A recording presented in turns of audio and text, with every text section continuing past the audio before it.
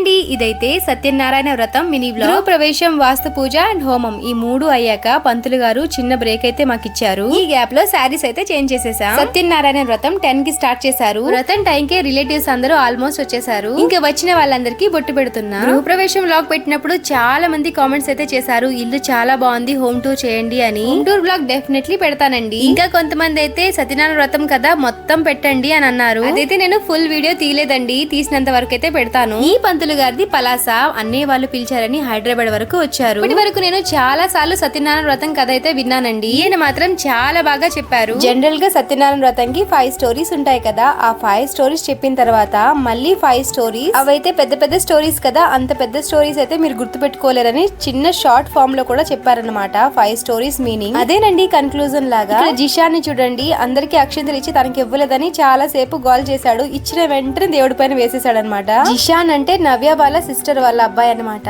Night గృహప్రవేశం అయింది, that 2 days నుంచి సరిగా నిద్ర లేదు. వ్రతం అయ్యే టైంలో చాలా మంది అయితే నిద్రపోతున్నారు. మేము ఎంత కాన్సన్ట్రేషన్ తో వింటున్నామో అని మధ్య మధ్యలో క్వశ్చన్స్ కూడా వేస్తున్నారు. మేమంటే ఓకే, నైట్ టైం సరిగా నిద్ర లేక ఆ టైంలో నిద్ర వచ్చేస్తుంది. వచ్చిన గెస్ట్లు కూడా నిద్రపోతున్నారండి. మధ్య మధ్యలో మమ్మల్ని క్వశ్చన్స్ అడుగుతూ చాలా చక్కగా పూజ అయితే జరిపించారు పంతులు గారు. పూజ అయిన తర్వాత ఇంకా అందరం అయితే హారతి ఇచ్చేస్తున్నాం. జనరల్ గా ఇలాంటి పూజలకి మన ఆడలేడీసే కదండి పాటలు పాడతారు. ఇక్కడ మన పంతులు గారు కూడా పాడేస్తున్నారండి. చెప్పాలంటే ఆయనే ఫస్ట్ స్టార్ట్ చేశారు.